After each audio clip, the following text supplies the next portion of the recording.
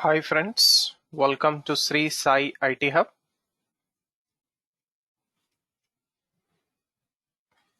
In this video of Core Java Programming, we are going to discuss the following topic: vector class with other methods or operations on collection of objects in Java collections framework. Right, so first of all, we'll understand what are Java collections framework. So collections means collection of objects or group of objects as a single unit or single object in a Java program. Then what is framework? So framework means library to work with Java collection, and this library is provided to us in the form of java.util package. So in collections framework, we have collection interface, which is a top level or a base class or a base interface for different collections. Now under this collection interface, we have mainly four popular collections. First one, list interface collection. Second one, set interface collection. Third one, queue interface collection. And fourth one, map interface collection. So what is the advantages of collections with respect to primitive data types, arrays, objects, arrays of objects? So when compared to these four different types of storage of data in a Java program, what is the advantage for collections? So collections have dynamic size. We can add or we can delete any number of objects in different situations. And in collections, we can store homogeneous or heterogeneous collection of objects, which means same type of data or different type of data. Next, in collections, we have different predefined methods to perform different operations like adding objects, deleting objects, displaying all the objects, searching objects, sorting objects, etc. So these are not available with primitive data types, arrays, objects, array of objects where we have to write it manually. Next, in collections, we store any data type data. Internally, it will be stored in object format only. So for example, if we store integer data, character data, boolean data, or floating data, so everything will be stored in the form of object format only. So we can say that collections is only for objects but not for primitive data types. And collections is nothing but collection of objects only. And next, in collections, every data is stored in the form of objects only. So this is what is advantages of collections when compared to other storage systems in a Java program. So now coming to the concept of vector class. So how to use vector class with other methods to perform different operations on collections of data or collection of objects. So vector class is available in java.util package. So vector class, it is inherited from list class, list interface, and list interface is inherited from collection interface, and collection interface is inherited from iterable interface. So all the methods of iterable can be used, all the methods of iterable are inherited to collection. So collection methods are inherited to list, and list methods are inherited to vector. So vector is a complete class. So using the object of vector class, we can use different methods from list, collection, iterable. Right. Now coming to some important points about vector class. So first of all, it is available in java.util package. So it stores collection of objects as one-dimensional array. So same like array list, it will also store the data in the form of one-dimensional array. So array means here it provides indexes for the objects, and these indexes range from 0 to size minus 1. So 0 to size minus 1, and default capacity is 10. So vector accepts duplicate objects, and then order of elements in a vector is preserved, which means it will store the objects in the same order they are added to the vector collection. And finally, one important point here, vector is a legacy class. So legacy class means a class which is clonable, serializable, and methods are synchronized is called as legacy class. Right. So if we see the description of vector class for different constructors and methods, it goes like this. So open the command prompt.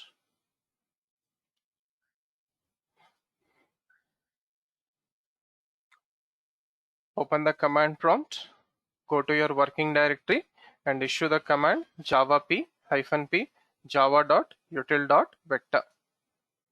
Right. So coming to the vector class,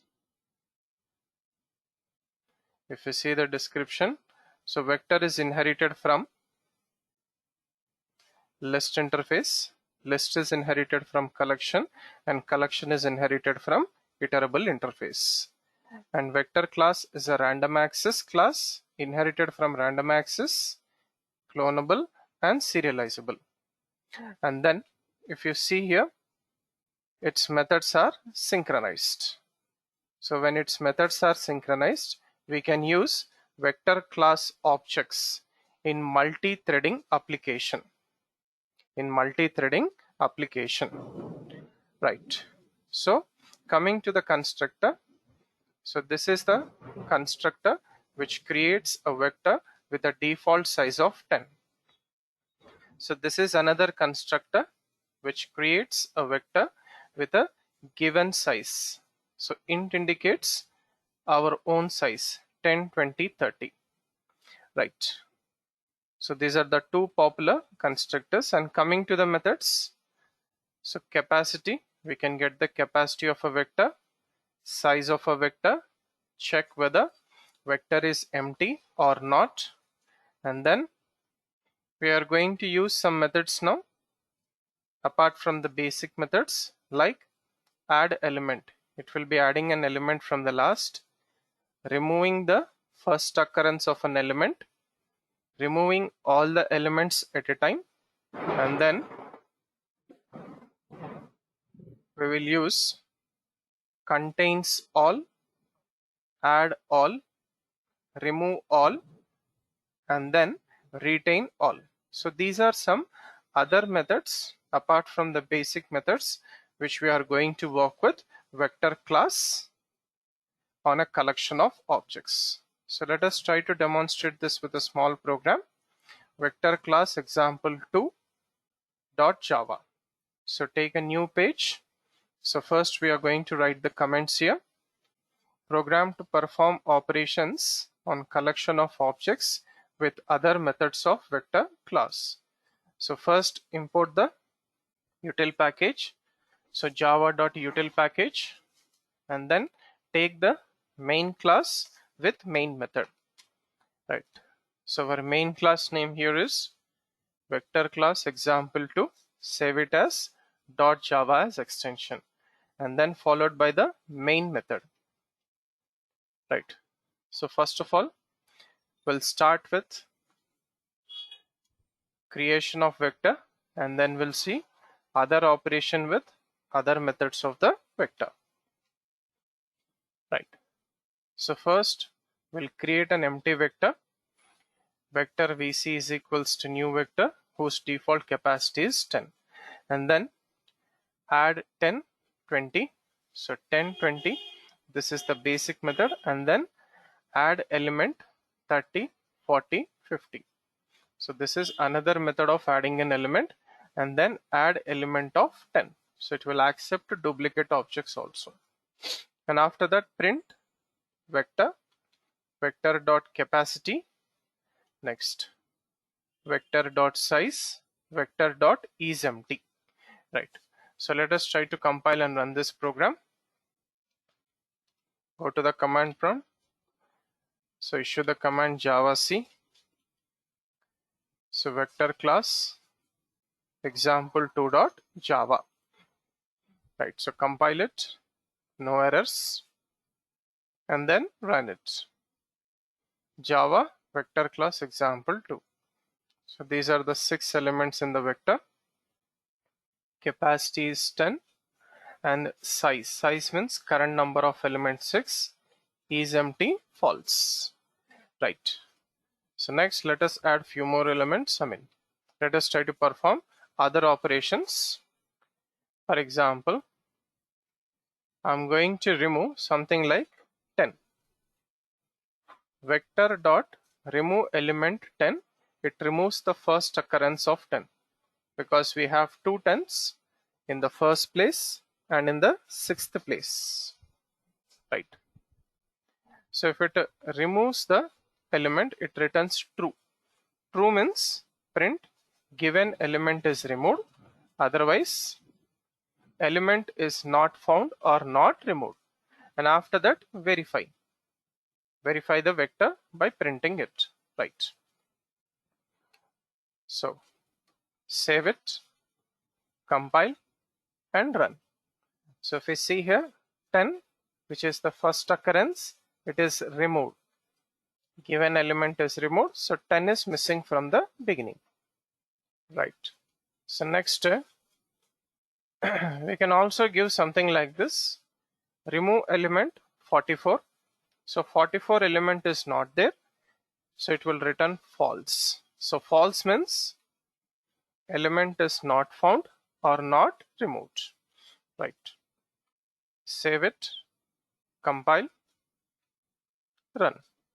So element is not found or not removed, so 44 is not available in the vector. Next, vector dot remove all elements and verify. Right. So how to remove all the elements from the vector? Right. So save it. So it will remove all elements at a time, compile and run. So after removing all the elements, now the vector is empty. We don't have elements in the vector. Next, we will create another vector here. So initially it goes like this. Vector vc1 is equals to new vector, adding elements 10, 20, 30, 40, 50. Print vc1. And then we are creating another vector vc2. So vc2 dot add elements 20, 40 and print vector 2. Right. So save this, compile and run. So this is vc1 10, 20, 30, 40, 50. So this is vc2. We have only 2 elements 20, 40. Right. So based on these two, we'll perform few more operations. Right. So first operation goes like this. Right. So vc1 first vector dot contains all vc2. So does vector 1 contains all the elements of vector 2? True. Similarly, vc2 contains all the elements of vc1? No. False. Right. So save this, recompile and run. So true, vector 1 contains all the elements of vector 2. So all the elements means 20, 40. Both are there in vector 1. But vector 2 does not have all the elements of vector 1. So we got the answer as false. Right. So next we will perform add all. So vc1 vector 1 dot or add all the elements of vector 2. So vector 2 elements will be added to vector 1 including duplicate elements. Print vector 1 and verify. Right. So compile and run. Right. So 20, 40 from vector 2 is added to vector 1.